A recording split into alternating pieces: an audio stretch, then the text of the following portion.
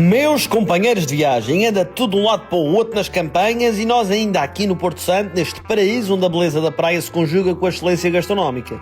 O senhor Danilo, o dono da pizzaria de Lourenço, que fomos na semana passada, tinha-nos avisado que tinha um outro restaurante. Então depois de acordarmos, fomos em direção à Camacha. A ida de carro até essa zona é incrível, permitindo-nos atravessar o coração da ilha, navegando entre palmeiras enquanto avistávamos ao longe o Pico Castelo. Não tardou a entrar na Camacha e chegar ao Peixó Grilo. Confesso que senti que atravessara outra dimensão, pois ali imerso na natureza, à sombra, junto a umas vinhas, aquilo que me rodeava vivia de uma aura diferenciada. A esplanada do Peixó é arejada, sofisticada e possui uma vista tremenda e foi exatamente por aí que entramos. Ao entrar fomos recebidos pela chefe de sala, a senhora Viviane, que muito amavelmente nos mostrou o restaurante e encaminhou-nos para a nossa mesa. O restaurante possuía uma bela sala iluminada, bem composta, com traços inovadores e com mobiliário de uma elegância assinalável. As luzes em azul claro, invocando o mar e o céu, misturavam-se na perfeição com o laranja incandescente provindo dos candeeiros futuristas que se multiplicavam na sala. Começou a ser servido um fabuloso Adega Maior Reserva Tinto 2022 e o bolinho do caco tostadinho que abriu o apetite. Tinha chegado o bife de 3 pimentas da casa com uma estética que, meus amigos, que grande naco!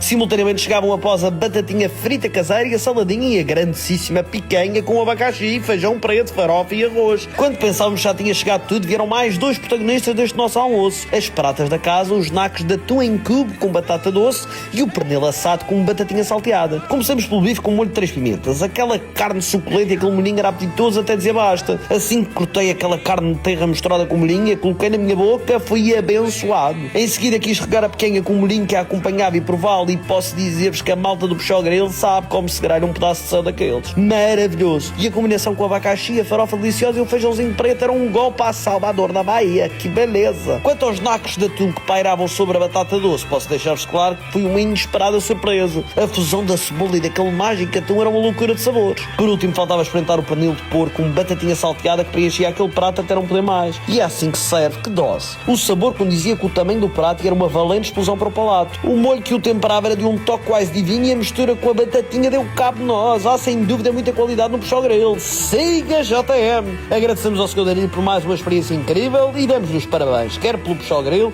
quer pela pizzaria de Lourenço. Ele percebe muito disto. À saída do restaurante fomos a caminho da Marina do Porto Santo, novamente, não para um passeio de barco, mas sim para encontrarmos com o Sr. Marco e o Sr. José da Underwater Paradise, que amavelmente nos quiseram contemplar com um passeio de jeep 4x4 por zonas mais recônditas do Porto Santo. Começamos por ir até o Porto das Chalemas, um icónico ponto turístico da ilha do Porto Santo. O caminho é feito de forma vertiginosa, onde o cuidado deve ser redobrado, mas o Sr. José conhecia aquelas curvas com a palma da sua mão. O Porto das Chalemas é conhecido por albergar uma série de piscinas naturais vulcânicas, onde a água atinge cores translúcidas quando o mar está calmo. Infelizmente, o mar estava de luas. Apesar disso, o que assistíamos era de uma tela profunda, onde as falésias se encontravam de forma agreste com o mar, num espaço ainda completamente virgem. Atentei às pequenas piscinas, onde inúmeros peixes que por ali nadavam, atravessando-as, encarnando por momentos um Robinson Crusoe de Michel Tournier, e eu digo-vos uma coisa, incrível estar ali. O Sr. José e o Sr. Marco davam-nos explicações sobre aquelas composições geológicas muito diferentes das restantes, avistando ainda ao fundo o ilhéu da Fonte da Areia na sua imperativa postura. Após a visita ao Porto das Chalemas, combinamos voltar a encontrar-nos com eles um pouco mais tarde naquele mesmo espaço. Porquê? Ora, porque o Fomenha estava cheio de fome e tinha marcado um restaurante para irmos almoçar. Então saímos dali e fomos diretos para os Sabores na Brasa, a aclamada Casa de Grelhados do Porto Santo. Ao entrar no restaurante fui de imediato recebido pelo Sr. Gerson Dias, o proprietário do restaurante. O restaurante empedrado era claramente uma casa tradicional e familiar, amplo e com muito vinho por tudo que é sítio, e quando assim o é um bom pronúncio. Havia candeeiros adornados de forma diferente, rádios antigos, antigas lamparinas a petróleo, guitarras, gravuras bem concebidas, plantas de diferentes feitios, e estávamos boquiabertos com tudo o que ali encontrávamos. O vinho da casa Tinto chegou-nos e o Paulo Lume, o provador de serviço, acendeu a brasa e expressivamente disse-nos que era ótimo. Siga! O bolinho do caco também acompanhou a chegada do vinho, e que valente bolo do caco. Em seguida chegou à mesa os corações de galinha, que eram absolutamente fabulosos e vinham num espeto gigantesco. Que dose! Depois chegou-nos o trio de escabeche, composto pelo gaiato seco, atum fresco e a pota também em escabeche. Vocês conhecem-nos e sabem que não resistimos a um trio destes, e vieram acompanhados da escarpeada, um pão típico do Porto Santo com uma nobre história que era muito utilizado na ilha, especialmente quando havia escassez de ingredientes para a produção do bolo do caco. Encontrá-lo ali foi uma lufada de ar fresco e de orgulho, pois não podemos deixar de desaparecer a nossa história gastronómica. Assim que terminamos, chegou-nos a costeleta de novilha açoriana, acompanhada por batatinha frita, o polvo grelhado, que na verdade era um polvão enorme, e ainda a espetada a sabores na brasa. Começamos pela costeleta de novilho, que era enorme, e aquela carne terra ao morder derretia-se como um chocolate ao sol, que qualidade tremenda. A espetada espetada era inesquecível e cai sempre bem, mas que não. Estava no ponto ideal e já tinha saudades de uma bela espetada. O polvão grelhado tinha uns tentáculos igualmente gigantes e quem o cozinhou deve ser descendente do Colosso de Rhodes. Muito bom. Por fim, o Sr. Gerson quis apresentar-nos as suas sobremesas, a ferradura e o pecado da freira. A apresentação de cada uma delas era genial e talvez frescura seja a palavra que melhor este define. O pecado da freira era um Deus estar no meio de nós, até sujei os bigodes, a ferradura era de um ferro cremoso de outra dimensão e agradecemos com muito entusiasmo ao Sr. Gerson e aos Sabores na Brasa, que está de parabéns. Tremendo espetáculo. Rapidamente voltamos à estrada no lado norte da ilha, voltando para o Jipe e atravessando uma magnífica estrada onde o nevoeiro cobriria os pontos mais altos. O verde da floresta dava de si, caminhando para uma vista única sobre o mar e sobre a encosta que preenchia a janela à nossa esquerda. Lembrava-me de tantas paisagens rochosas de Glencoe, na Escócia, mas neste caso era como se um pintor divino se tivesse esquecido de colorido verde. Lá para cima víamos o Pico Branco, que na sua altivez abençoava o nosso percurso, na nossa passagem pela Serra de Dentro. Não tardou em chegarmos à Serra de Fora, outro sítio muito conhecido do Porto Santo, onde todos os porto-santenses têm de dirigir-se pelo menos uma vez por ano, nem que seja para fazer a inspeção do carro. E de lá fomos em direção ao Porto dos Trás. Ora bem, o Porto Santo é muito mais do que 9 km de praia e está na altura que todos o vejam. Com o 4x4 entramos em terreno árido e de difícil acesso, subindo em costa, até um ponto onde nos deixaram para que pudéssemos explorar ao nosso gosto. Começamos a descida em direção às piscinas naturais do Poço dos Frades, um oásis no meio das areias e fiquei boquiaberto com o que encontramos. Mas que lugar paradisíaco. Para além de caminharmos no sinuoso e estreito caminho de areia aventureiros, fazemos-lo por cima de uma lagoa de água salgada, onde a palavra transparência ganhou um novo significado. Continuamos a andar por aquela areia, sempre de olhos postos na piscina, até encontrarmos a escada mais instagramável do verão de 2025. Esta escada indicava-nos a chegada à fenda da Dona Beija. Subimos-la e continuamos mais um pouco até entrar nessa grandíssima fenda, como se estivéssemos prestes a invadir o Grand Canyon ou um fundo de ecrã do MacBook. Sentia-me um verdadeiro protagonista de um filme como o 127 Horas, com um tremendo receio de ficar entalado entre as duas paredes rochosas. Ainda me atrevi a subir mais um pouco na fenda e olhar para aquele bocadinho de luz que entrava vagarosamente naquele estreito labirinto. Não é preciso viajar milhas para podermos encontrar um paraíso como estes. Na saída, graças ao Sr. José e ao Sr. Marco, subimos embebidos pela natureza única, que na minha ótica misturava a Ilha Graciosa nos Açores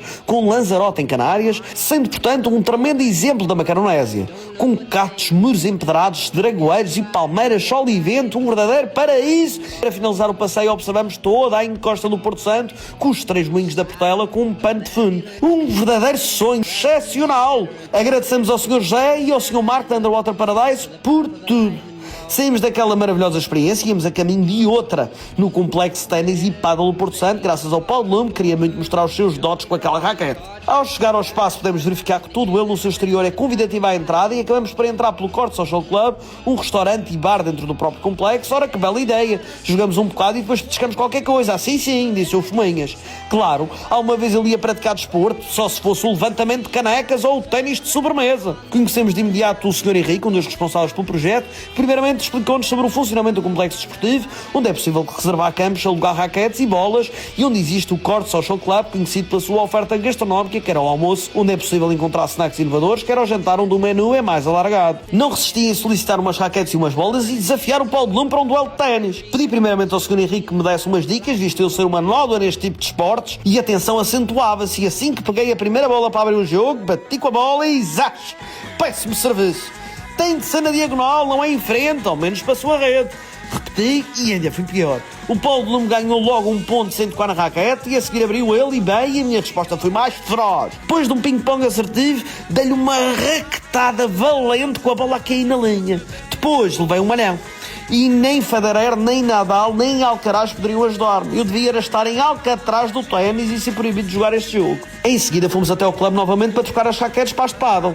Talvez seja melhor assim. Pedi ao Sr. Henrique para juntar-se a nós e como os outros não estavam numa de jogar, joguei eu e o Paulo Lume contra o Sr. Henrique e a minha namorada. Ela é muito competitiva e gosta de ganhar. Se estivesse na minha equipa, prometo que isso nunca ia acontecer. Começou ela por servir, mas a nossa resposta foi forte. O Paulo Lume deu um apoio necessário e quando a bola voltou para o nosso lado, fiz uma tabela a Excel na parede de vidro e eles ficaram sem resposta. Quem ganhou? Não sei, nem quero saber. Estava a jogar, não estava a contar pontos. Por fim, fomos ao Corte Social Club celebrar os jogos com os snacks da casa e, primeiro que tudo, devo dizer-vos que o espaço é espetacular e, no seu todo, uma homenagem ao Porto Santo, ao ténis e ao pádel. A sua esplanada e a sua vista para o campo de ténis são privilegiadas e a quantidade de luz que emana no espaço é absolutamente incrível. Sentei-me na esplanada e rapidamente chegaram-nos os apetitosos tacos de camarão do Corte Social Club, ou como lhe chamam, tacos al gobernador. Eles eram de uma estética sedutora e quem diria que iria encontrar uns tacos no Porto Santo. Eu comecei a agarrar no taco de forma a não deixar cair o camarão todo que eu preenchi e ao prová-lo fiquei absolutamente sem palavras, de sabor e fresco, graças à lima. Pois não havia como não provar o famoso Smash Burger da casa, o hambúrguer mais falado do verão do Porto Santo, que vinha acompanhado de batatinhas fritas caseiras e um molhinho incrível. O Smash levou cheddar, cebola caramelizada, pickles de pepino e molho da casa e que Smash! Boom! Que grande hambúrguer, dos melhores que já comi.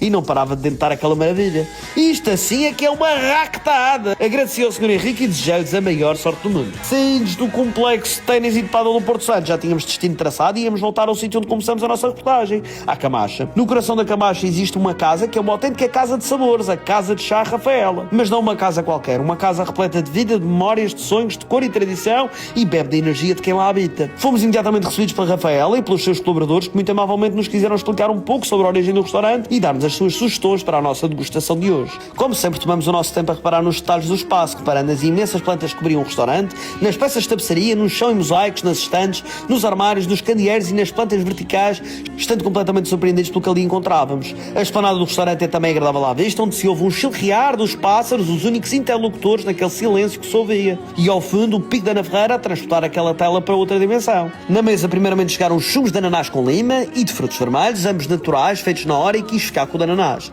Era um autêntico refresco e aquele doce tropical lavava as nossas gargantas como se fosse água benta. O de frutos vermelhos era outra peça de tremenda qualidade. No instante foram-nos servidos os primeiros elementos de degustação. Os tatakis de atum, os croquetes de pato e as bolinhas de alheira. Visualmente era absolutamente imperdível e vieram todas numa tábua e cada uma delas era digna de se fotografar e colocar numa tela. Comecei pela bolinha de alheira e assim que deixei a divagar pelo meu palato fiquei sem saber o que dizer e quase rezei um Pai Nosso. Quanto ao tataki de atum, aconchegado por uma hóstia de camarão, abençoado seja o atum. Que maravilhoso peixe concebido de forma estrondosa e numa combinação de sabores sem igual. Faltava-me apenas completar com o croquete de pato, que era um verdadeiro cisne. Seguidamente chegou-nos o tartar de atum, coberto por pepino e maçã e regado pelo molho japonês ponzu, que fez brilhar os nossos olhos mal chegou. Dava pena estragar aquela obra-prima com os talheres, mas teve de ser. Assim deixei-o instalar-se na minha boca e já estava rendida à Casa Rafaela, eu e todos os meus colegas. Não havia mesmo palavras. Quis avançar ainda para o prato que havia chegado, a salada de terraba com maçã e pepino, e o maior elogio que posso fazer é dizer-vos que até o Fomenhas rapou a salada. Que espetáculo! O Paulo de Lume revirava os olhos de espanto. Que show! Acabavam de chegar uns maravilhosos shrimp rolls, que eram no fundo pequenas sandes preenchidas por camarão, com um toque cremoso, com verdes e com cebola crocante de tons rosa, que já tinha vencido na estética e assim que provei triunfou no sabor. A Rafaela é uma chefe de outro universo.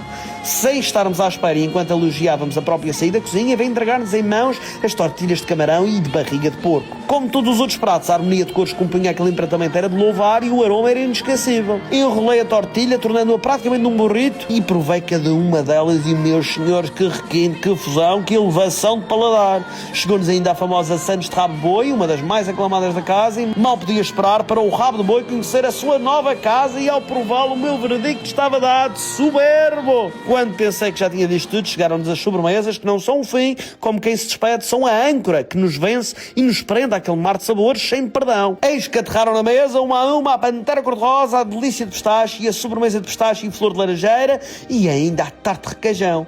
Qualquer uma delas era absolutamente imperdível. Para uns a pantera cor-de-rosa foi a loucura, para outros a delícia de pistácio e ainda a tarte de requeijão. Para mim, e apesar de ter saboreado qualquer uma dessas como se não houvesse amanhã, foi a de pistache e flor de laranjeira.